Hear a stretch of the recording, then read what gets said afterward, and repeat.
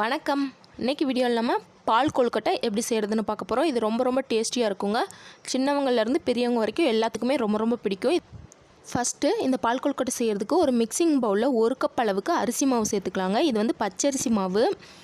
பச்சரிசியை நல்லா கழுவிட்டு வெயிலில் காய வச்சு மிஷினில் கொடுத்து அரைச்சி எடுத்துகிட்டு வந்து அரிசி மாவுங்க. இதுக்கு பதிலாக நீங்கள் கடையில் வாங்கின ரெடிமேட் மாவு கூட சேர்த்துக்கலாம். இது கூட கொஞ்சமாக உப்பு சேர்த்துக்கலாம். சேர்த்துட்டு அதுக்கப்புறமா நல்லா சூடான தண்ணியை சேர்த்து கொழுக்கட்டைக்கு மாவு பிசைஞ்சிக்க போகிறோங்க. தண்ணி வந்து வெதுப்பாக இருக்கக்கூடாது, நல்லா சூடாக இருக்கணும். அப்போ தான் வந்து கொழுக்கட்டை நல்லா சாஃப்டாக கிடைக்குங்க.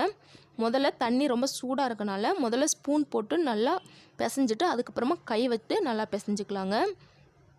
தண்ணி வந்து அதிகமாக சேர்த்துறாம கொஞ்சமாக தண்ணி சேர்த்து இதை வந்து சப்பாத்தி மாவு பதத்துக்கு பிசைஞ்சு எடுத்துக்க போகிறோங்க. மாவு வந்து இன்னும் கூட நல்லா சூடாக தான் இருக்குது. இப்போ நம்ம இதை கையை விட்டு நல்லா பிசைஞ்சிக்கலாங்க. பாருங்கள், நம்ம வந்து நல்லா பிசைஞ்சாச்சு. இந்த அளவு சப்பாத்தி மாவு பதத்துக்கு இந்த மாவை பிசைஞ்சதுக்கப்புறமா கொஞ்சமாக கையில் இந்த மாதிரி எண்ணெயை நல்லா தடவிட்டு அதுக்கப்புறமா இதை பிசைஞ்சிக்கலாங்க. இந்த மாதிரி பிசையும் போது மாவு கொஞ்சம் கூட கையில் ஒட்டாமல் கிடைக்குங்க. எண்ணெய் சேர்த்து இந்த மாதிரி நல்லா சாஃப்டாக பிசைஞ்சு எடுத்துக்கலாம். பாருங்கள், நம்மளோட மாவு நல்லா சாஃப்டாக கிடச்சிருச்சு. இப்போ இதை வந்து நம்ம சின்ன பால்ஸாக உருட்டி எடுத்துக்கலாங்க. கொஞ்சமாக மாவு எடுத்து குட்டி பாலாக உருட்டி எடுத்துக்க போகிறோங்க. பாருங்கள், இந்தளவு மாவு எடுத்தால் போதும். நல்லா வந்து விரிசல் இல்லாத மாதிரி நல்லா உருட்டி எடுத்துக்கோங்க. நல்லா சூப்பராக உருட்டியாச்சு. இதே மாதிரியே மிச்சம் இருக்க எல்லா மாவையும் சின்ன உருண்டைகளாக உருட்டி எடுத்துக்கலாங்க. ஒரே அளவில் வந்து உருண்டைகளை உருட்டி எடுத்துக்கோங்க. அப்போ தான் வேகிறதுக்கு கரெக்டாக இருக்குங்க. இதே மாதிரியே நம்ம எல்லா மாவையும் உருண்டைகளாக உருட்டி எடுத்தாச்சு. பாருங்கள், எல்லா உருண்டைகளையும் ஒரே ஷேப்பில் இந்த மாதிரி ரவுண்டாக உருட்டி எடுத்தாச்சுங்க. இதை வந்து மூடி வச்சுக்கோங்க, இல்லாட்டி சீக்கிரமாகவே காஞ்சு போயிடும். இந்த உருண்டைகளை எடுத்து வச்சுக்கலாங்க. இப்போது அதுக்கப்புறம் ஒரு பாத்திரத்தை அடுப்பில் வச்சு அதில் வந்து 1.5 கப் அளவுக்கு வெல்லம் சேர்த்துக்கலாங்க. எந்த கப்பில் அரிசி மாவு எடுத்தோமோ அதே கப்பில் 1.5 கப் அளவுக்கு நல்லா பொடிச்ச வெல்லத்தை சேர்த்துக்கலாம். இது கூட மூழ்கிற அளவுக்கு தண்ணி சேர்த்துக்கலாங்க. தண்ணி சேர்த்துட்டு இந்த வெல்லம் நல்லா கொதித்து வெல்லம் எல்லாம் நல்லா கரைஞ்சதுக்கப்புறமா இதை வடிகட்டி எடுத்துக்க போகிறோங்க. இதுக்கு பாகு பதம்லாம் எதுவும் தேவையில்லை. வடிகட்டுறதுக்காண்டி தான் நம்ம இந்த மாதிரி பாகு காய்ச்சிரோங்க. இது நல்லா கரைஞ்சி நல்லா இந்த அளவுக்கு கொதி வந்ததுக்கப்புறமா அடுப்பை ஆஃப் பண்ணிவிட்டு இதை நல்லா வடிகட்டி எடுத்து வச்சுக்கலாங்க. நம்ம இந்த கொழுக்கட்டை எல்லாத்தையும் இந்த வெள்ளைப்பாகில் தான் வந்து கொதிக்க வைக்க போகிறோம். அதனால ஒரு பெரிய அகலமான பாத்திரத்தை அடுப்பில் வச்சுட்டு அதில் நம்ம காய்ச்சி வடிகட்டி எடுத்து வச்சுருக்க வெள்ளைப்பாகை சேர்த்துக்கலாங்க. சேர்த்துட்டு அதுக்கப்புறமா தண்ணி வந்து இதில் சேர்த்துக்கலாம். நான் வந்து 1/2 லிட்டர் அளவுக்கு தண்ணி சேர்த்துக்கிறேன். கொஞ்சம் நிறையவே தண்ணி சேர்த்துக்கோங்க. கொழுக்கட்டை வந்து இந்த வெள்ளைப்பாகில் தான் வேக போகுது. அதனால் கொஞ்சம் தண்ணி அதிகமாக சேர்த்தா தான் கொழுக்கட்டை வேகிறதுக்கு கரெக்டாக இருக்குங்க.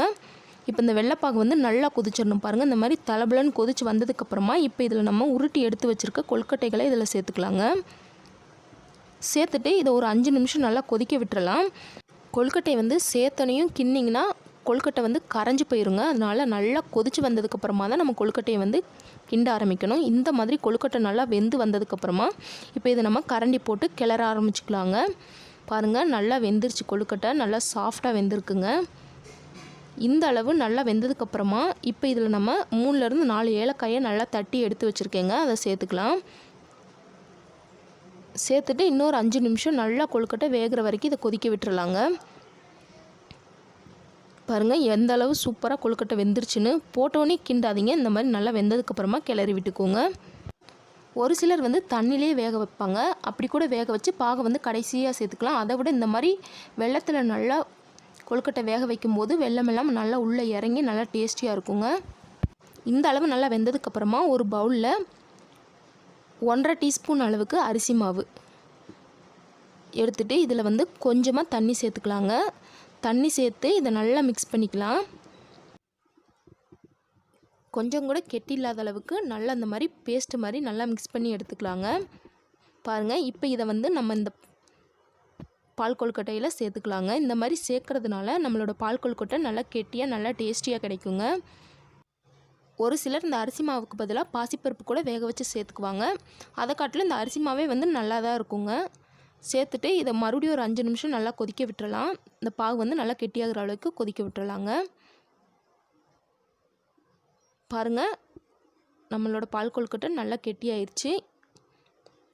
இந்த அளவு கெட்டியானா போதும். இதுக்கு மேலே கெட்டியாயிடுச்சுன்னா ஆறுனதுக்கப்புறம் ரொம்ப கெட்டியாயிரும். இந்த ஸ்டேஜில் நம்ம 2 டேபிள் ஸ்பூன் அளவுக்கு தேங்காய் துருவலை இதில் சேர்த்துக்கலாங்க. இது வந்து சாப்பிடும்போது வாயில் கடிபடும் போது ரொம்ப டேஸ்டியாக இருக்கும், அதனால தான் சேர்க்குறோம். இதுக்கு பதிலாக நீங்கள் தேங்காய் பால் கூட சேர்த்துக்கலாங்க. சேர்த்துட்டு ரொம்ப நேரம் மிக்ஸ் பண்ணக்கூடாது. ஒரு 2 நிமிஷம் மட்டும் லைட்டாக கொதி வந்ததுக்கப்புறமா அடுப்பை ஆஃப் பண்ணிடலாங்க. பாருங்கள், நம்மளோட கொழுக்கட்டை நல்லா வெந்துருச்சு. பார்க்கவே ரொம்ப கலர்ஃபுல்லாக இருக்குது பாருங்கள். இதை வந்து ஒரு தடவை செஞ்சு கொடுத்திங்கன்னா அடிக்கடி செய்ய சொல்லுவாங்க. அந்தளவுக்கு ரொம்ப ரொம்ப டேஸ்டியாக இருக்குங்க. இப்போ வந்து அடுப்பை ஆஃப் பண்ணிவிட்டு அப்படியே சூடாக சர்வ் பண்ணலாம். சூடாக சாப்பிட்டிங்கன்னா ரொம்ப ரொம்ப டேஸ்டியாக இருக்குங்க. இந்த மாதிரி சூப்பரான ரொம்ப ரொம்ப டேஸ்டியான பால் கொழுக்கட்டையை உங்கள் வீட்லையும் ட்ரை பண்ணி பார்த்துட்டு எப்படி வந்துச்சுன்னு கமெண்ட் பண்ணுங்கள். இந்த வீடியோ உங்களுக்கு பிடிச்சிருந்தால் லைக் பண்ணுங்கள், ஷேர் பண்ணுங்கள். மறக்காமல் சமையல் செய்வது எப்படி நம்மளோட சேனலை சப்ஸ்கிரைப் பண்ணிக்கோங்க. தேங்க்ஸ் ஃபார் வாட்சிங்.